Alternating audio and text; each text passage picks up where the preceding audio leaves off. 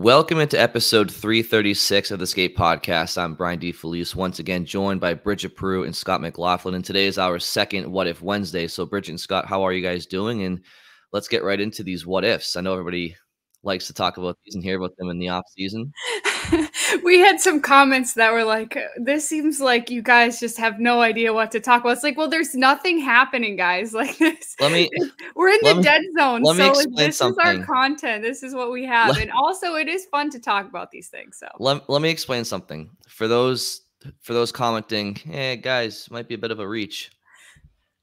100%. We are a 3-year-old walking down the aisles of Costco, reaching for everything that we can grab. But it's August. I mean, there's only so much we can discuss right now.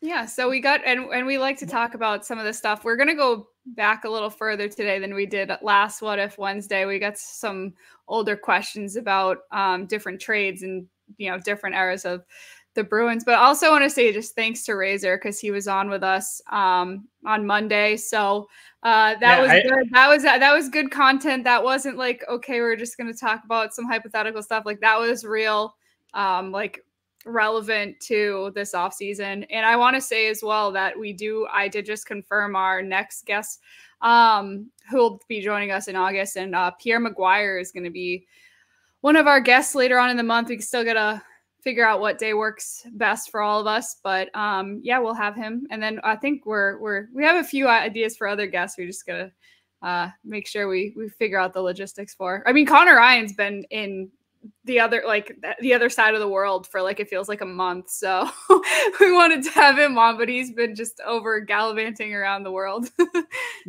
Yeah, he's never coming back. He's doing a season abroad. Yeah, that's what it seems like. I think he was in like Singapore and Africa and the Maldives and like Bali or something. I don't know. He's been everywhere. Well, I have a what if going back to as far as Monday. What if people didn't listen to the Razor episode and are still freaking out about Jeremy Swayman?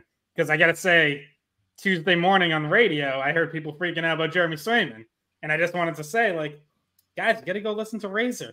Gotta listen to Razor. What are we doing? Yeah, go back to episode 335. You can catch that. Yeah. Yeah, I totally understand people Bless you, Bridget. Thank you. I had to mute myself.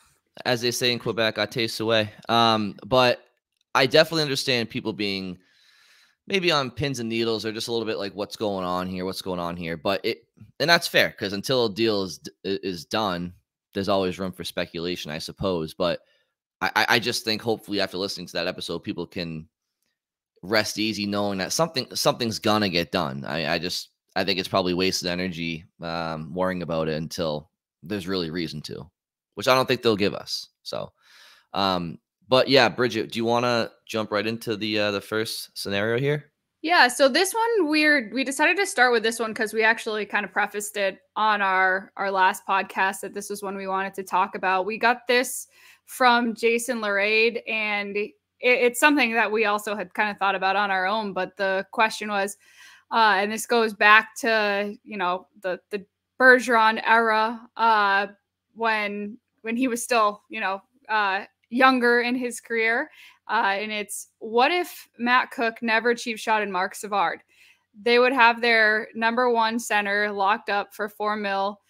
Savard, Bergeron, Krejci up the middle. I think it cost them at least one more cup and maybe a dynasty. So this one, I feel like for a long time, like Matt Cooke was so hated in Boston, and people still remember that. And it goes back to this incident with Savard. So that's where it starts.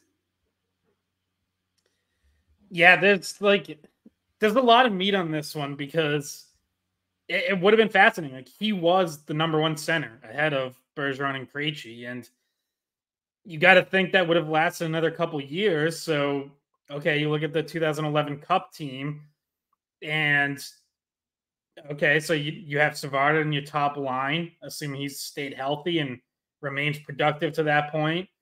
Bergeron probably locked in his year 2, and then Krejci, remember he was on a great third line with Michael Ryder and Blake Wheeler before the Savard injury gave him an opportunity to move up in the lineup.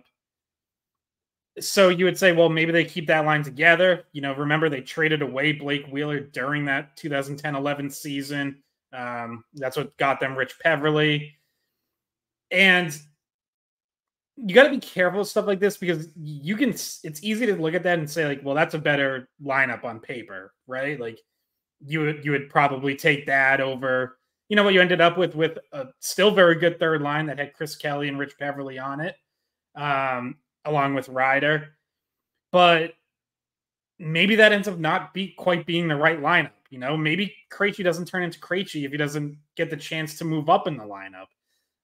There's no guarantee. Maybe the lineup shakes out in a way that Marchand doesn't really get an opportunity to move up and he kind of stays on the fourth line and maybe he's not as productive. Like it's very easy to say, well, of course they're a better team if Marc Savard stays healthy. So they still win the cup in 11 and maybe they win one more somewhere in there. Sometimes it doesn't always work out that way though. Like sometimes other things happen where guys just maybe don't develop the same way or don't get the same opportunities. And it might not quite work out the way that you would expect if you had all those guys in the lineup with Savard still at 1C. I think too, like for me, another what if is like, and this comes from a place where he was actually one of my like original favorite players. I told you guys this the other day. Like it was for me when that year, and right before that, Marc Savard and David Krejci were kind of like my two favorites from that time period. And so when I saw that happen to Savard, my first thought was just like, well, first of all, is he okay? And then obviously the answer was no. Like he never was the same again after that. He did come back after that, but it was always just, you just felt like you had to hold your breath every time he went into the corner and every time he like had the puck on his stick at the blue line. And he just wasn't the same. So like, what if it didn't happen? Well, Marc Savard probably has a very different rest of his life. Like we know he's been struggling with this for a while, because concussions can, some ones that are that big can affect you for the rest of your life. So I still like, my first one is just like his health. Like that was a huge risk to his health. And it was awful to watch. And I was always just waiting and hoping he came back and was good and it was good to go. But as you guys know, as the years, as he continued his career with the Bruins, it got re-injured. He did come back, and we talked about this too. Like he did actually have some decent production. Was it the next season, Scott? Well, the 2010 playoffs was the big comeback where he scores that overtime winner against Philly. That was the same season he got hurt. I think he only played like 10 games the next season, or no, he played 25 in 10-11. He played 20. He played 25 games, but he had 10 points the following season. Yeah. So I mean, outside of coming back in the 2010 playoffs, which provided an incredible moment in Game 1 when he scored in overtime, but beyond that series where the Bruins fell to Philly, the following season, the hit he took from Matt Hunwick in Colorado. His career was over after that, and was mainly over after the hit from Matt Cooke. So yes, Bridget, you're right to bring up the personal side of things with his health, and of course, but at the time on the ice, this was a massive injury for the Bruins, because heading into that 2009-2010 season, Savard had recorded 262 points in 238 games as a Bruin. He was their number one center, as you guys documented. He was well over a point per game guy. But what Scott brings up is true. It's the weird aspect of sports where, yes, they would have been deeper on paper, but it's tough to say the Bruins missed out on cups because he wasn't there, because we do know that they won the cup when he wasn't. And I'm not saying that they wouldn't have won the cup if Savard was on that roster in 2011 in the playoffs. Well, I guess he was on the roster, but not the playing roster. But we just don't know that. What we do know is that they did win the Stanley Cup in 2011 when he wasn't on the playoff roster. What we do know is that it did allow David Krejci to emerge with the opportunity Scott mentioned. We do know that Patrice Bergeron and Recchi and a rookie named Brad Marchand emerged as that second line. And we do know that the Bruins that year bullied the Vancouver Canucks. And I'm not saying they couldn't have done that with Marc Savard. I'm just saying they did, and he wasn't there. So could they, if Savard came back the next year, do they beat Chicago? Maybe. Like maybe the Bruins win the cup without him in 11, and then they win the cup with him 2 years later against Chicago. Maybe they beat Washington in 2012 when they're the reigning champions. We don't know that, and that to second guess, did the Bruins leave a cup on the table if he came back after 2011? That's fair. But if he did play in 2011, we can't say for sure they would have automatically won, but we do know that they did. So it's an interesting butterfly effect dynamic. And but one thing is for absolute certainty is that the league missed out on the final, probably I'd say he had probably 5 to 6 good years left. And to watch him in the league for another 5 years, NHL fans in the league missed out because he was a magical player to watch. So it's unfortunate, definitely. And I feel like after that Marc Savard hit from Matt Cooke, you started to see more hits like that in the NHL. And that's when the spotlight kind of came onto the headshots. I remember Mike Richards lit up David Booth from Florida, maybe the following year or something like that. So the Matt Cooke hit really kind of was the beginning of the focus league-wide on headshots. And I still think the league battles to this day consistency in handing out punishment for those, but I think they've probably subsided a little bit.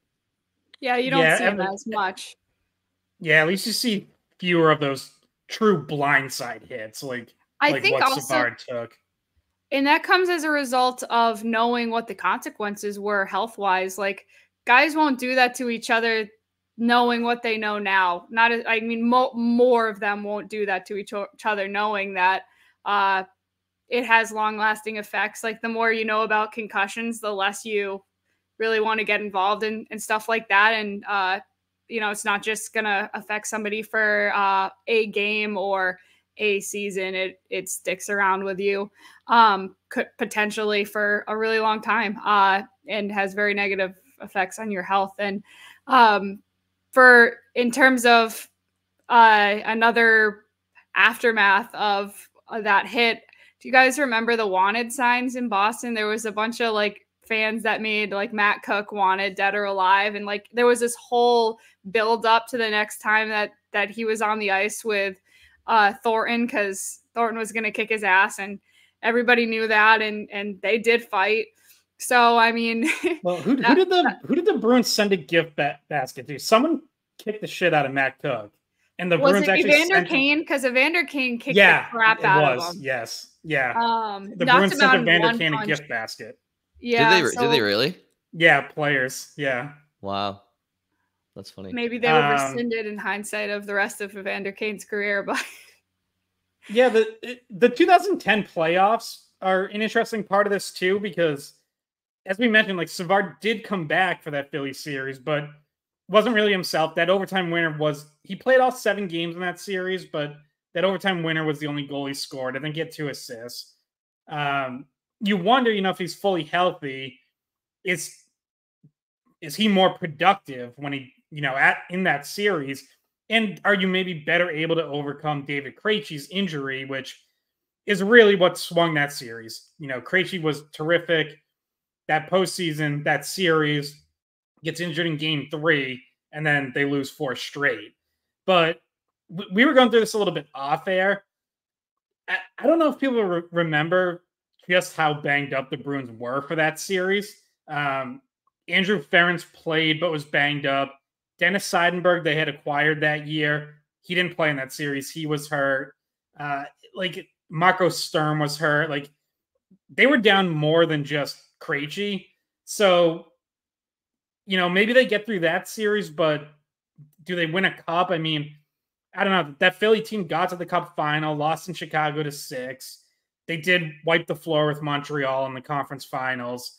But again, like that's like several leaps too far to be like, well, if Savard was fully healthy and productive, the Bruins win that cup. Like that's still a bit of a reach for me. Well, we all know how good that Chicago Blackhawks team was. I mean, I'd have to go back and really dissect those 3 championship teams for Chicago, 2010, 13, and 15, to see which one of them was the better of the championship teams. But I would say 13, right off the top of my head. The one the Bruins lost to, that team was just loaded and just annihilated people during that 48-game season. Yeah, I think they got off to like a 23-1 start. Yeah, it was crazy. But yeah, I mean, either way, they weren't with. I believe Marco Sturm's injury in the Phillies series, because that's exactly right, Scott. Like the Bruins, they had a very deep roster that year if they were healthy. It was constructed a little bit differently than the following year when they brought in Horton and Campbell. They just got a little bit beefier and tougher to play against in areas, but at least up front. But yeah, Sturm's injury was like the first shift of that series, his first shift of that series. And to this day, if you watch the replay, he just rubbed a guy out on the boards, and like something happened to but he was out for the remainder of the playoffs. So if they got through Philly, he wasn't coming back from Montreal. Krejci, obviously his wrist, he wasn't coming back. Seidenberg, I forget the injury, but yes, that team was beat up. Still zero excuses to lose a series up 3-0 in Game 7 as well. However, as far as the team going all the way that year, it may have been tough to overcome that war of attrition for them that year. But definitely Savard wasn't himself in that postseason run from that Matt Cooke injury. In fact, it was amazing that he came back that early. Like I remember at the time, everybody was like, yeah, back before concussion protocol was what it is, and like brain health science is not what it is. People would come back and be like, oh, you get shook up. Like you could come back the same period for some of these hits that you'd get taken out of the game for today. Totally different. It's kind of crazy to even think, because back when me and Brian at least were in high school, I'm calling you old, Scott. That was kind of the time where it was just being like, I remember as a high school athlete, it had started to ramp up, like what you were going to do if you looked like you had a concussion. Like coaches were learning the signs of concussion. Players were learning like how to position themselves not to get them. Like that was the beginning of it. And luckily we've come further, though it's not really as far as, it can be. Yeah. I mean, Paul Correa in the 03 Cup final got knocked out cold by Scott Stevens, came back the next period and scored a goal. Like, not just a goal, like one of the most iconic playoff goals of all time, and he doesn't remember a thing from it. Yeah, which is scary. One of the greatest goal calls of all time too. Off the floor on the board, unbelievable. All right. Well, I want us to just finish this off by saying Marc Savard, like where Marc Savard is now, he actually is back in the world of hockey now, which for a long time he had really kind of taken time to himself for several years, and now he's on the the Maple Leafs coaching staff. He's an assistant coach with the Maple Leafs now, and so he's back in hockey. Which is funny because he still bleeds black and gold. Like Marc Savard's been active on Twitter over the last couple of years, and he's always been just like pro Boston. Like he kind of like, you can tell he has like a rooting interest in them. He's always like pro Bruins in his tweets and stuff like that. So it's funny that he's going to be on the other side. But he was advocating for himself after Bruce Cassidy got fired. He was like on Twitter retweeting people saying like, "Go get Marc Savard." Mm-hmm. Yeah. I mean, hey, maybe he ends up here at some point as an assistant coach, or it's not out of the question that he ends up back in Boston. So maybe the end of this story is like a full circle. He's back in Boston and he's helping them win a cup as a coach. That'd be a nice ending for that. I can't think of a better guy to run a power play as a coach. So I mean, obviously Toronto has a ton of skill, so I think he'll be able to do wonders with them next year. But do we want to move on to the next one? Yes. Sure. So I'm going to go. The next two are going to be trades. of players that were kind of early in their Bruins career when they left. And I'll start with the Joe Thornton one. We got a YouTube question from Pat's coach, Bob. What if the Bruins didn't trade Joe Thornton? Well, you can tie it to the last guy we talked about, that they probably don't sign Marc Savard in the summer of 2006. You know, like if Joe Thornton's still here, he's still your number one center. You have Patrice Bergeron emerging as your number two. Maybe you still make a play for Zdeno Chara, although I think even that might be up in the air, because if you're keeping Thornton, he was the captain, you're kind of committing to that. Are you still looking for like the culture change that Chara brings? But certainly I don't think they're signing Marc Savard. And I don't know if that team builds to a cup team. Like the mix, look, I always loved Joe Thornton. Like he was one of my first favorite players, or not first favorite players, but one of my favorite players when I was a kid.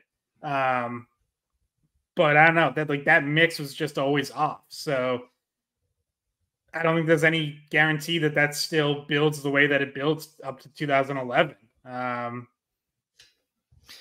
But yeah. Yeah, I mean, I think this what if is kind of broad. It's so broad, it's really tough to like hone in.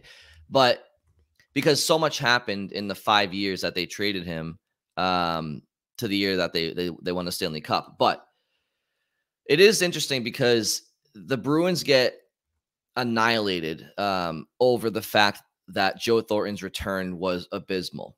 And look, it was. I mean, you had a guy who was in the middle of an MVP season, turns out, and your return was a solid defenseman in Brad Stewart, who went on to win a Stanley Cup with the Red Wings, I believe, a year or two after he left Boston. And like Brad Stewart was playing alongside Nicholas Kronwall and Nicholas Lindstrom, and how many Nicholases did the Red Wings have in the blue line? And some other players, maybe Brian Rafalski. Like that was a very established blue line, and Brad Stewart was a part of that, and he deserves credit for that. So it turns out he wasn't a bad player, and he wasn't a bad player when the Bruins got him, but it was just a bad team. Wayne Primo was more of a throw-in.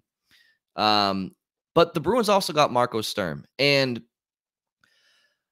I've talked about this before, but the game that changed the trajectory for the Boston Bruins was Game 6 against the Canadiens in 2008. It put the Bruins back on the map in the city, and I could talk for hours about that game. But Marco Sturm was a major factor in that game, which I believe is a microcosm of the impact he had in his short 3.5, 4 years in Boston. I feel that Marco Sturm was a pretty key player among others that really helped shift the Bruins' identity into what ended up becoming a championship team. Now, he wasn't there for the championship success, but Marco Sturm, obviously Chara and Savard, but Bergeron and Krejci and Lucci, like those guys, man, those guys really were the beginning of what was the championship team in 2011. So to look back at the return for Thornton, that Marco Sturm was a part of it,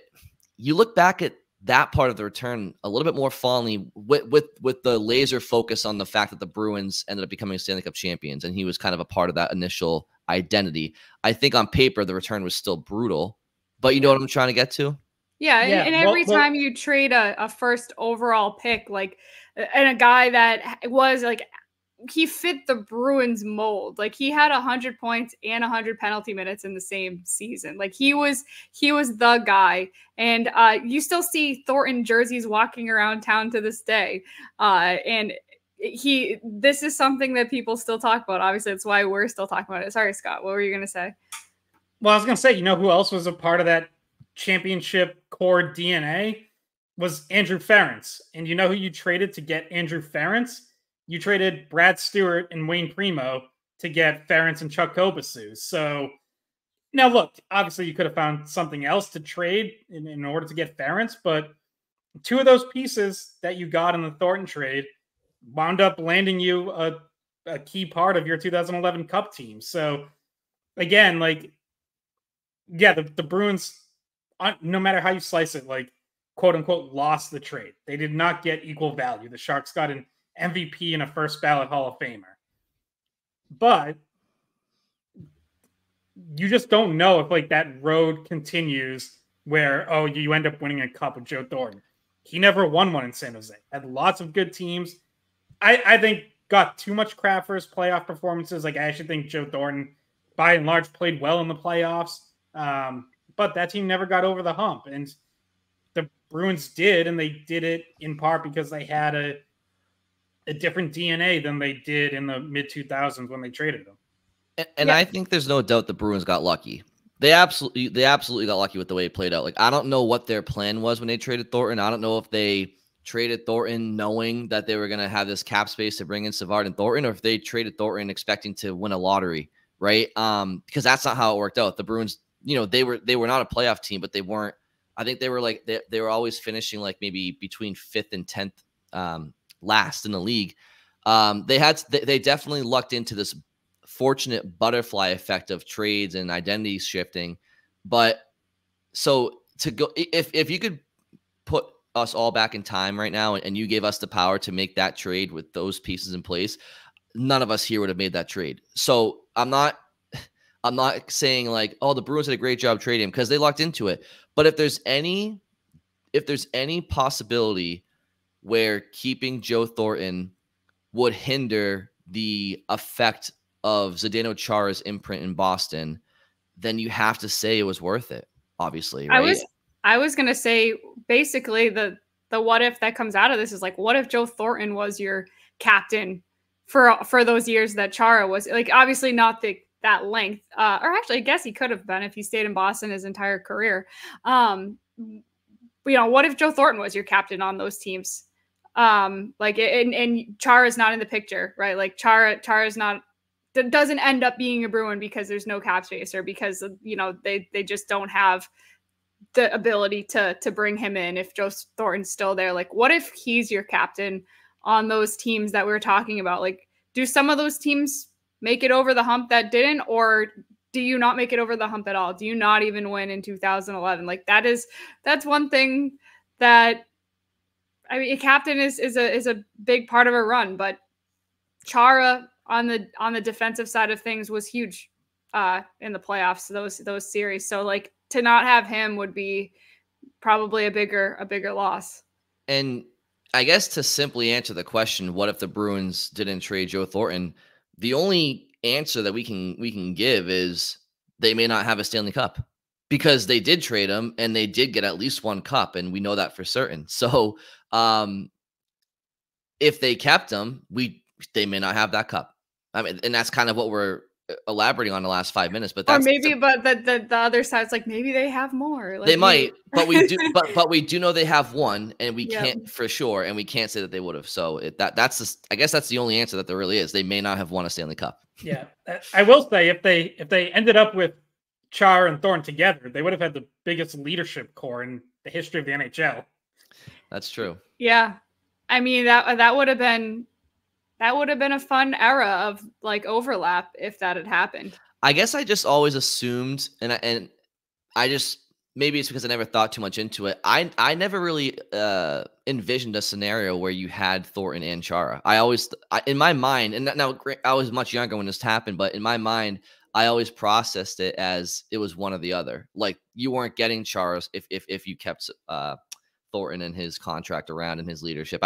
I always kind of viewed it as like out with one, in with the other. I never viewed the possibility of both of them. Because it would have been interesting. Like, say they get to the end of that 05-06 season and they still have Thornton, but obviously part of trading Thornton was they thought they needed different leadership, or he wasn't the right guy to lead them forward. Like, if they still come to that conclusion and say, we want to go get Chara, like, we think, put him with Thornton, whoever has the C, however it works out, but we want Chara's leadership coming in. Like, how does Thornton handle that? Is he open to it? Because he was still pretty young at that point. He was in his mid-20s.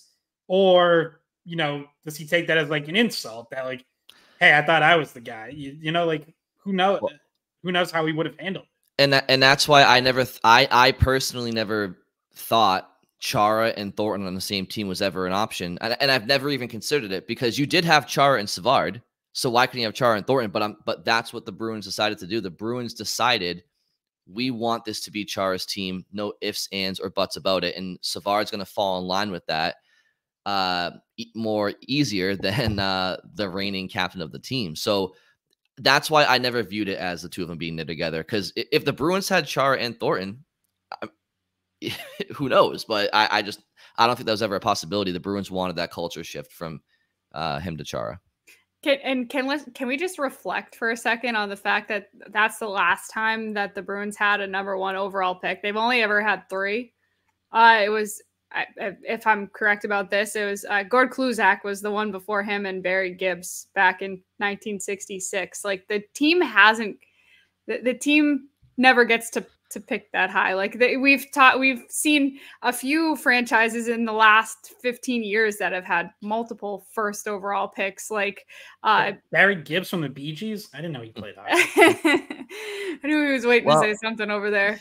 Well, but that's why that's Barry Gibb, no S, before someone corrects me. Okay, yeah, they probably would have, but like it's crazy, and this is why it automatically came with like the audacity to trade the guy that you drafted with one of the only times you had the first overall pick. And it's not like he was a bust at all. Like, that's why it was so, at the time, so I don't even want to say polarizing. It was like almost universally disliked, this move.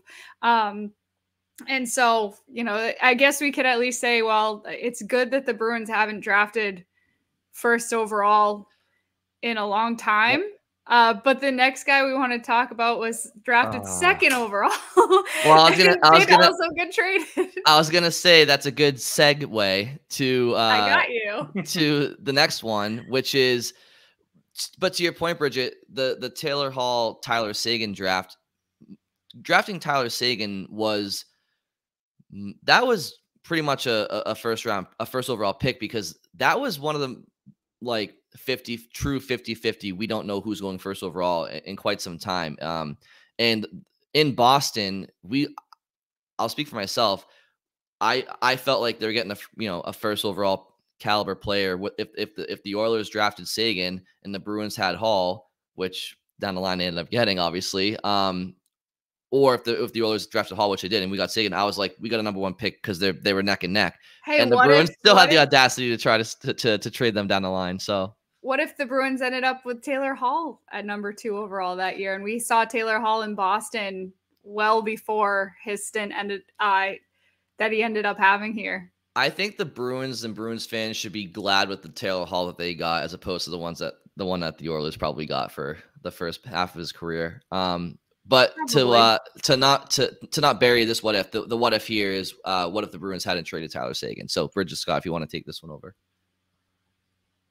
Yeah, well, it would have been fascinating, because remember when they traded him, like, we were still wondering if Seguin was a center or right wing long term. He had mostly played right wing to that point in his career, because the Bruins had Krejci and Bergeron. Never really. Now, he got much better on the wing in Dallas and as he grew, but it never quite seemed like the right fit, even though, he led the team in points in that 2013 season. In the regular season, the abbreviated 48-game lockout shortened year. But I think most people still thought, like, eventually he's going to be a center. But how would that have worked? Like, are you trading away Krejci at some point? I definitely don't think you're trading Bergeron.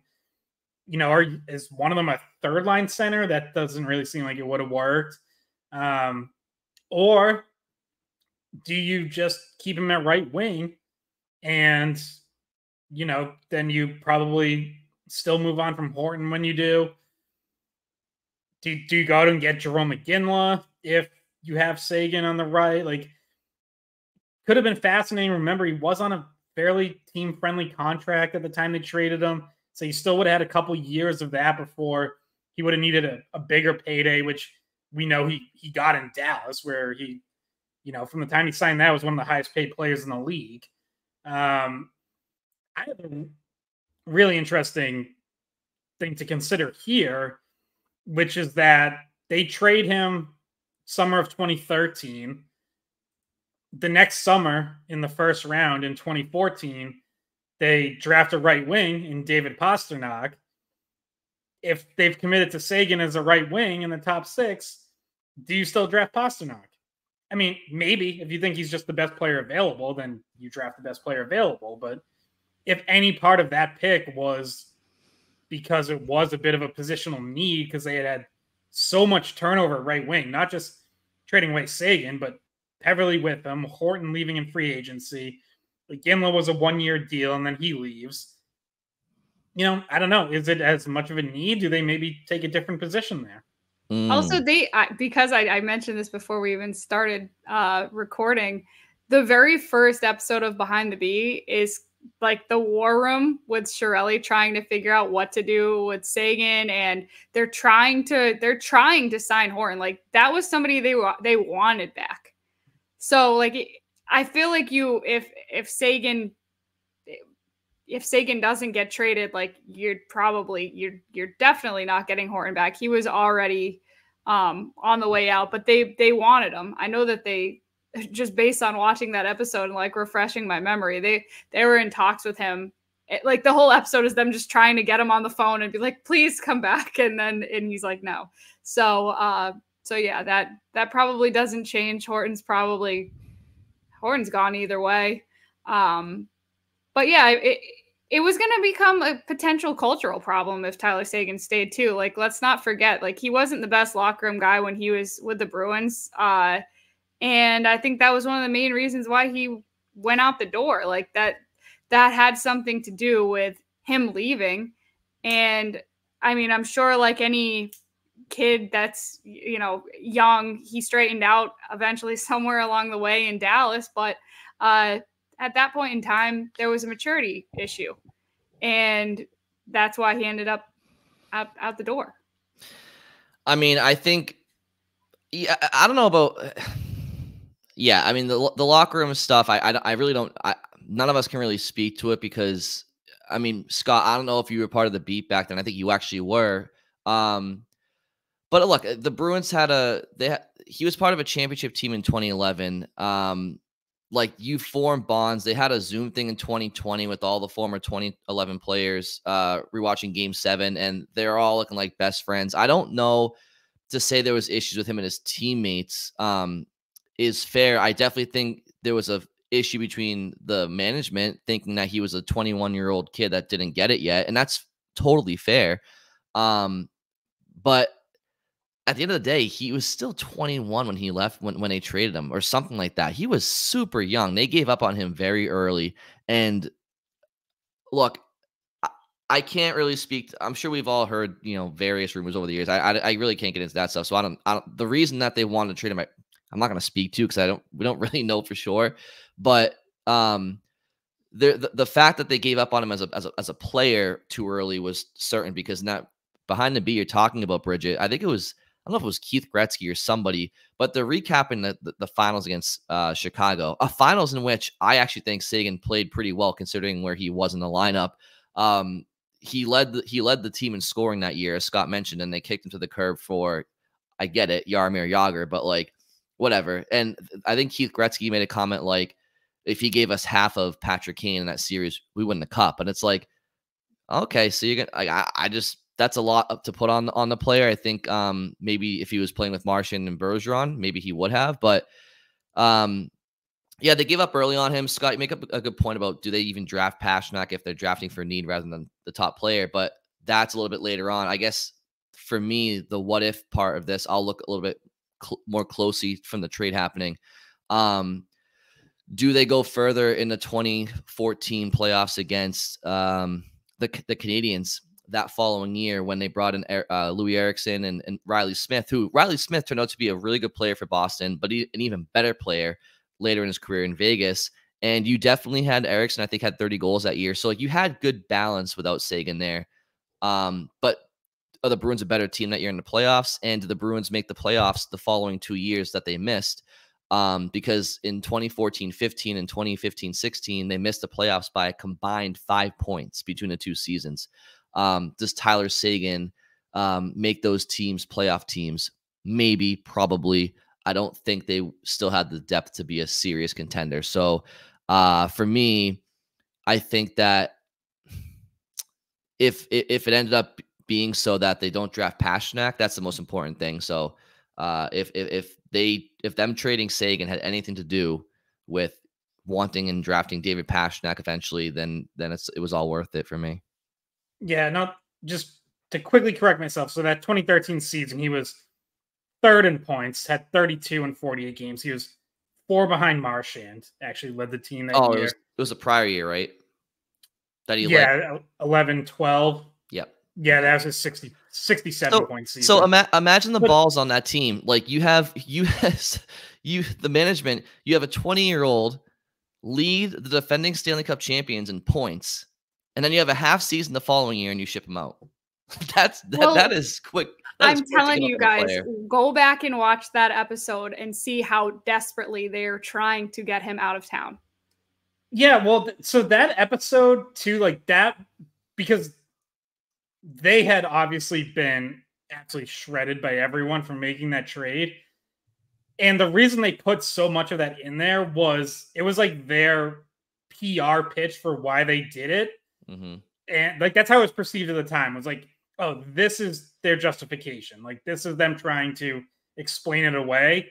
And my recollection of that is no one bought it. Like, people still ripped them to shreds after that. And we're like, oh, he wasn't Patrick Kane? Yeah, you had him playing on the third line. Of course he wasn't Patrick Kane. Exactly. Like put him with someone other than Rich Peverley and Chris Kelly. Like, all due respect, but, you know, they got ripped for a long time, no matter how they tried to justify it. And, you know, I can't really blame fans for that. Like, it was a bad trade. They had him with at one point in that series, they had him with Chris Kelly and Daniel Paille. So I don't know if Rich Peverley got injured or if he was up in a lineup or lower in the lineup, because I know but yeah, and Bridget, like, you're not wrong. Like, I'm not saying he wasn't immature and there weren't some off ice issues, but again, like, he was barely of the drinking age in the U.S. And it's like, well, yeah, of course he just won a Stanley Cup at 19 years old. Like, he's gonna have a bit of an inflated ego.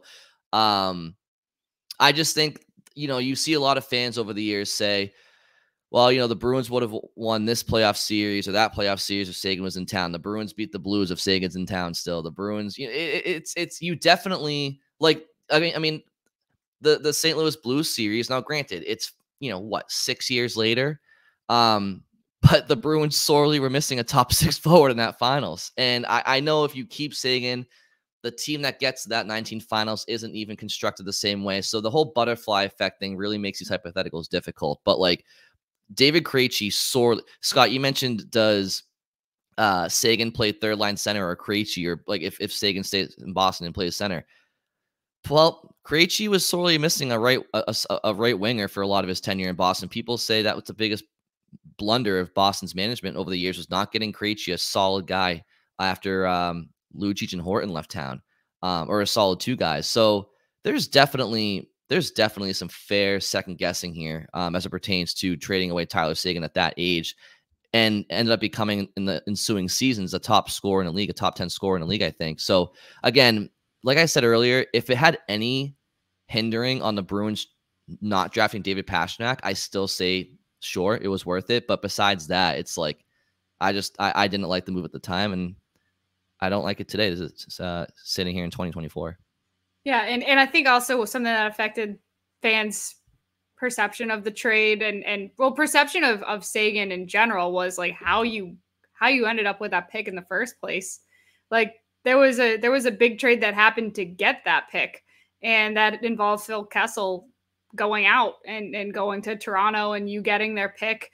Like, the Bruins lucked out that Toronto's, you know, season ended up the way it did, and the pick ends up being a number 2 overall, which is crazy, because it was already a decent team, and you're adding a set. Like, how rare is it to have an actually like decent team and then add a second, like a second pick, like a number 2 overall pick or someone in the top 5. Like, it doesn't happen. So it felt like you got lucky in a way, but you also gave up Phil Kessel, and it was a weird circumstance to start with, and then it ended up getting weirder somehow along the way, and he gets traded.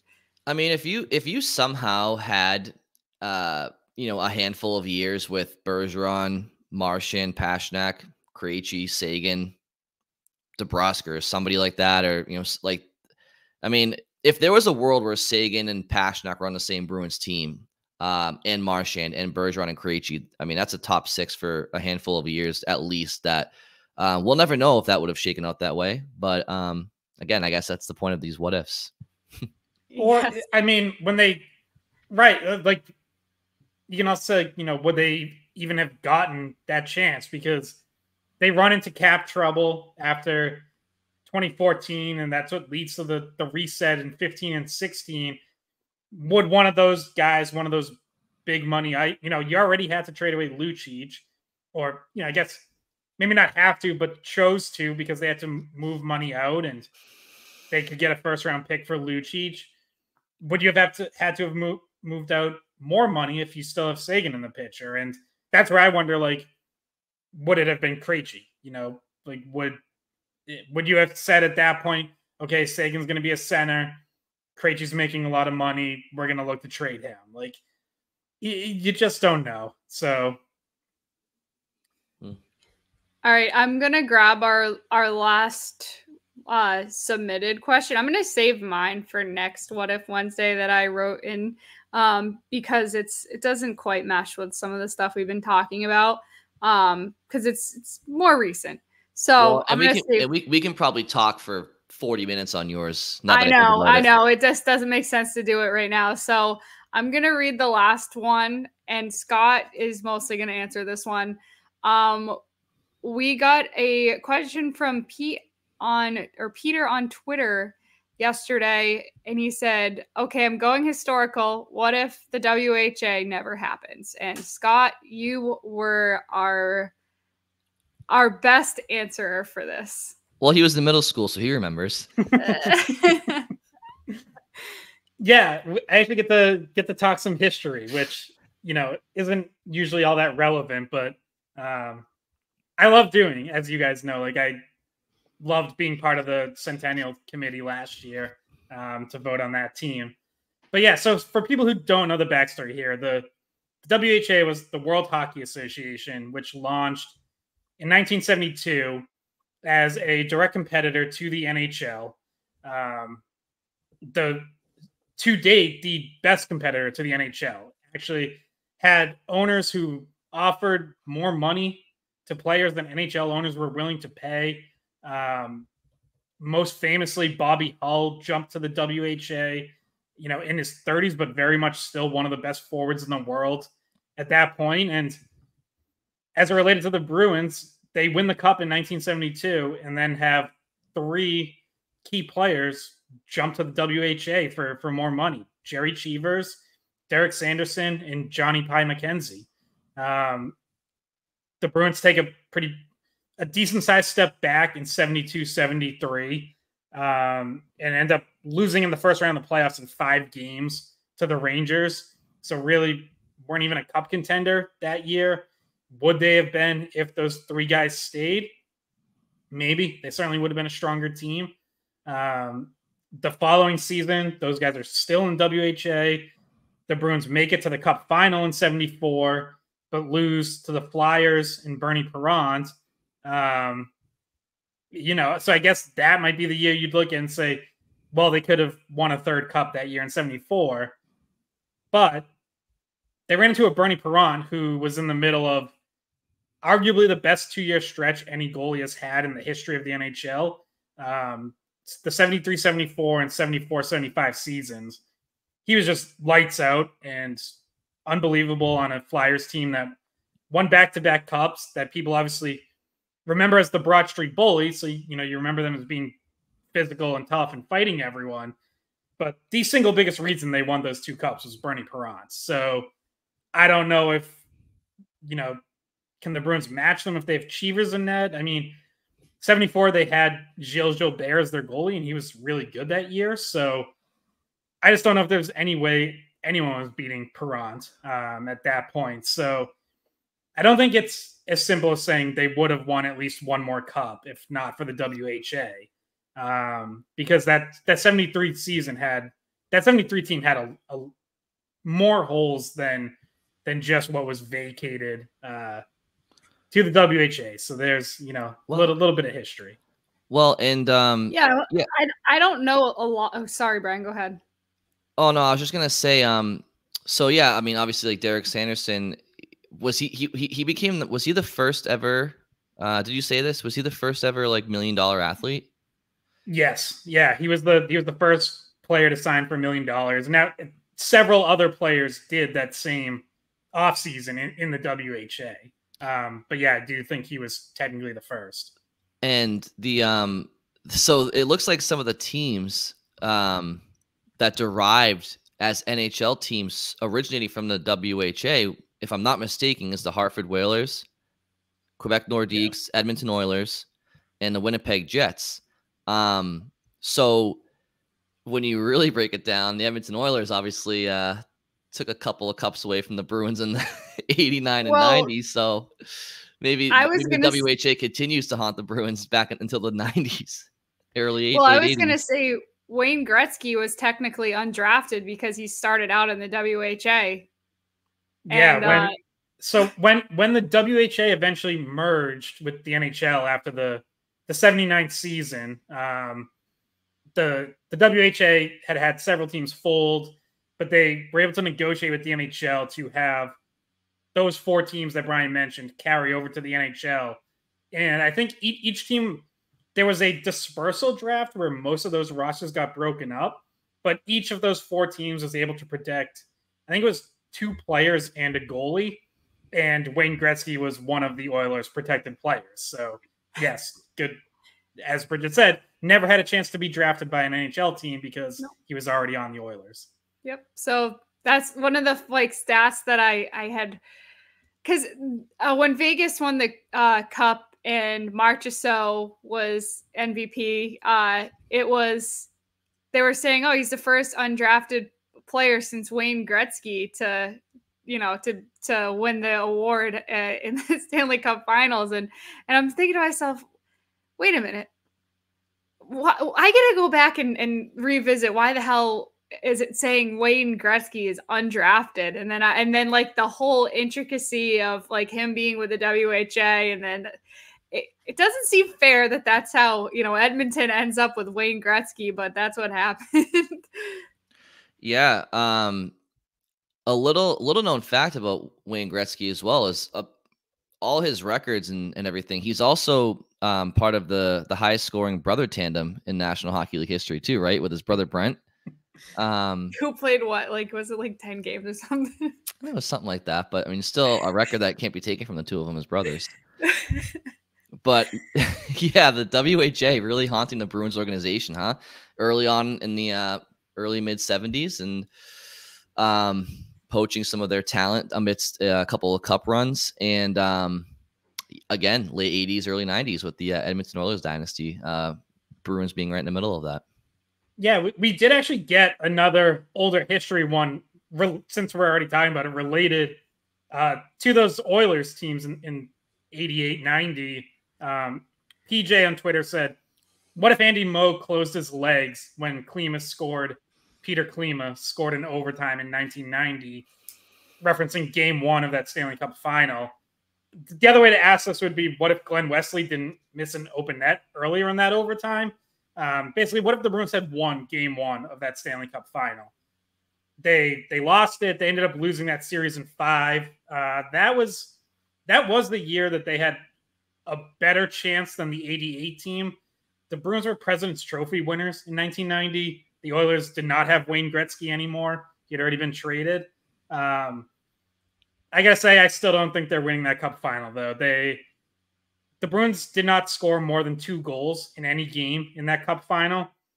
That's just a tough way to go. You need more offense than that when you're going up against an Oilers team that still had Mark Messier, Yari Curry, Glenn Anderson, Craig Simpson, on and on. Like, was still a loaded team even without Gretzky. So, yeah, they might have won that game. So maybe you lose it in 6 instead of 5. But that Bruins team was up against an Oilers team like that, was too reliant on Ray Bourque and Cam Neely. Well, and by the way, Cam Neely did not score a goal in that Cup final. Like, can you imagine if that happened today? Like, if the Bruins got to the Stanley Cup final and David Pastrnak didn't score a goal, the reaction he'd get. I don't know if Neely got ripped like that back then, but just find that interesting. And this was back when ownership spending or lack thereof could truly dictate a team's fortune. So, like, what the hard salary cap, where there was a floor to spend to and a ceiling to spend to, Scott, like, I'm not sure if that was introduced in like the mid 90s or late 90s, but this was back like in Boston, the narrative. Really, it was after the lockout that there was truly a hard cap. The 04 lockout or the 94 lockout? 04. So, like, back then, it must have been so infuriating and I'm sure there's some listeners that are like, back then. But it must have been infuriating for fans to watch their team go up against the Oilers those years, knowing that the reason that they don't have the same depth is because ownership doesn't want to spend. And like, that was the case with Harry Sinden from what I understand. And like, that's why when people bitch about the Jacobs, it's like, the Jacobs, they sign the checks as much as anybody. And if the Bruins have failures, it's because of a lack of execution in hockey ops, not because of ownership spending. But back then that wasn't the case. Like, Harry Sinden very much refused to pay for championship depth, from what I understand. Yeah, I mean, it came from the top down, like that. It was, a Jacobs thing, but they had the perfect president and Harry Sinden who thought the same way they did. Like, I mean, most famously, Harry Sinden took Ray Bourque to arbitration. Like, that kind of tells you, you think taking Jeremy Swayman to arbitration last year was bad. Imagine Ray Bourque after, like, I think he already had 2 or 3 Norris trophies at that point.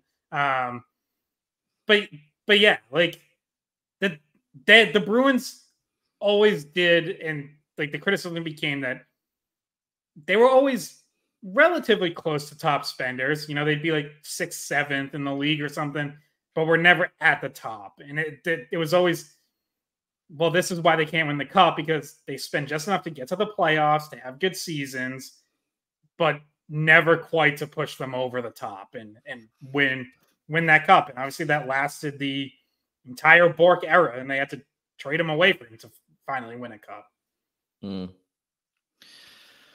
All right. Well, we had a couple more, but Bridget, I think we can probably just keep them for next week.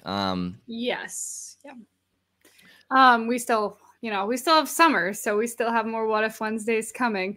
And what I can't help but think, like, as we wrap this up, is just how many of those questions were, like, oh, what if, it always is about, like, does that lead to another cup? And I think pretty much every answer that we gave today was no. Like, a lot of times it's like, it doesn't just take that one thing. And obviously the fact that we have no idea, like, we don't live in those alternate universes. But it always feels like it's too far of a leap to say that they definitely would have won an extra cup in the situations that we've been talking about. Yeah. I mean, and even the last episode when we were talking about the 22-23 team in the playoffs, and like, what if they make it past the Panthers, or what if Marchand scores on the break? Like, it just feels like there's too many other things that play in for just like a singular move to have that kind of ripple effect. Though these were big consequential things we're talking about with the trades and what have you. Yeah, I mean, I think my tally is post Joe Thornton trade. I still think the Bruins had 5 teams that didn't win the Stanley Cup that could have. I have the 08-09 team, the 2013 team, 2019, obviously, in 2023. Now, 2012, the year that they were the reigning champions, Nathan Horton went down with an injury. He was not in the playoffs. So because of that, it's tough for me to say that team without him. And then even 2013, we know how banged up Bergeron was, but everybody was. So they still had post Joe Thornton 5 teams, in my opinion, that had the rosters, if healthy, to win the Stanley Cup. And were pretty much healthy to do so. And they just didn't get the job done. So, there's what ifs, and then there's that we don't know. And then there's what ifs that we have the team in front of us that they were good enough. What I do know is that they traded Joe Thornton, and for the next 12 years they had 5 true teams that could have won the Stanley Cup, and then the 6th team in 2011 actually did do it. So I'm actually surprised. I think we only got one submission about the 2019 playoffs so far. Yeah. I mean, well, yes, and we haven't gotten to it, so that's one of them for next week for sure. Yeah. Quick question for you guys. Just a quick answer. Which team do you think is the best Bruins team to not win a Stanley Cup? 2013, 2019, or 2023? And the way I view this is, if these teams were to play head to head in the series. Oh, if they played against each other, who would win? Kinda. Well, some of them have the same players, like Bergeron. Yeah, I know. Well, okay. Is it Bergeron or Bergeron? Right. So, like, the way you asked, like, obviously 19 was the closest, but 23 was the best team. Yeah, 23 that was the most loaded I disagree. roster. Yeah, I disagree. I think the 2013 roster beats them all, just because of the way that they play. I mean, especially if you look at how the 2013 team played compared to the 2023 Panthers. I think there's something to be said about that. 2019, the Bruins were the closest, but they're missing. 2019, the Bruins got to 1 game away, but we all know that their top 6 was missing a key guy, and so I think that 2013 team was the best Bruins team, certainly since 2000, to not win the Stanley Cup. See, I think the 23 team had no holes, right? Like there were on paper roster was the best. And it was proven through the regular season, but like playoffs became a different issue with a combination of injuries and poor decisions and not being as tough as the Panthers. But on paper, I think that 23 team, I don't know if Scott and I don't know how long Scott and I will be doing this. Like, hey, will we be in 10 years from now still writing, about the Bruins, or 20 years from now? I don't know if we're going to see a team that on paper was as good as that team was. I think the toughness and the skill on that 2013 team chews up that 23 team. I think, imagine Lucic and Horton in their prime, beating down, Derek Forbort and McIsaac on the forecheck, or Connor Cliff. Guys, come on. Adam McQuaid battling in front with, pick your guy. I don't know, but like, it's just Boychuk, Ferentz. They're in Chara. I mean, that team was. I think that's the best team that hasn't won the cup.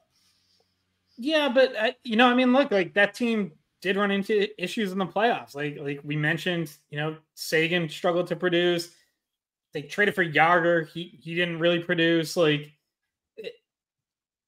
yes, you're right. They had like a good mix of talent and physicality, but there's also a reason they came up short in the end. So, and we don't have time to get into Scott's thoughts on the Jágr era, but I also would have taken Tuukka over Ullmark any day.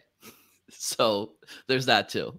But anyway, I'd also say that 09 team, we've talked about them before. Oh, they were so good. That team was loaded, and that was the one. Now, Bergeron still wasn't quite peak Bergeron because he was coming back from his own concussion issues. But that was like the one postseason where you actually did line up Savard, Bergeron, Krejci, and had not just a loaded top 6, but a loaded top 9. 3 lines, like. And you had, Tim Thomas and another Vezina year. Like, that team also, I think, could have given either. They just, as it turned out, seemed like they just weren't quite ready yet. 2 years later, they were. But on paper, like, that team was just about as loaded as any of them. I couldn't agree more, and that's why they're one of my 5 teams that could have won the cup. I mean, that offensive lineup was Savard centering Lucic and Kessel. Bergeron centering Recchi and Chuck Hobasu, who, by the way, in his short time in Boston was a very effective point producer. Third line of Krejci, Wheeler, and Ryder. I think your fourth line was a combination of Stefan Yell, who at that point was a very sturdy veteran championship winning fourth line center, and then Sean Thornton and maybe PJ Axelson at the time, still maybe for that year. Yeah, I think they did still have PJ. And then you had Chara and Weidman and who rounded out their defense that year? You had Hunwick, maybe Weidman, Chara, Montador was there. Aaron Ward, Mark Stewart. Yeah. Yep. Shane Knighty, Sheriff Shane. Yep. Yeah. And you had Timmy and net. So that team, you want to talk about middle school Brian, like losing sleep after like being devastated after playoff series, and that one, like watching the Hurricanes go up 3-1 in that series and then win the game. It's like, how on God's green earth did this Hurricanes team beat this Bruins team, and then they get swept by Pittsburgh? Like, whatever. Yeah, that one I did lose sleep over, the Hurricane. Oh man, brutal. It's kind of making me miss, like, first of all, being young. So like I'm like, it's kind of bringing back memories of just like sitting on my couch, like unfortunately doing homework. I don't miss the homework, but like staying up really late and my parents getting mad at me, like, you need to go to bed. Like, and I'm just like, no, I'm watching the Bruins. I'm not going to bed. That would have been. I remember so that was after my sophomore year of college, and I think we were in middle school. I was coming off the high of BU winning the national championship, and I was visiting relatives out in Seattle for 2 weeks, and like they're all Boston fans. And in the span of those 2 weeks, the Bruins blew that series to Carolina, and the Celtics, as defending champs, blew the series against Orlando and got knocked out. And I was miserable. I was like, I'm never coming out here again. These 2 weeks have been a disaster. Just recounting the years to make Scott not seem so old. I was actually a sophomore in high school, not middle school. But I will say, had the Bruins defeated Carolina, the next 2 series would have been a gauntlet to win the Cup. You would have had to have defeated the eventual Stanley Cup champion Pittsburgh Penguins, who were boasting these 2 young offensive dynamos, Sidney Crosby and Getty Malkin, if you guys have heard of them.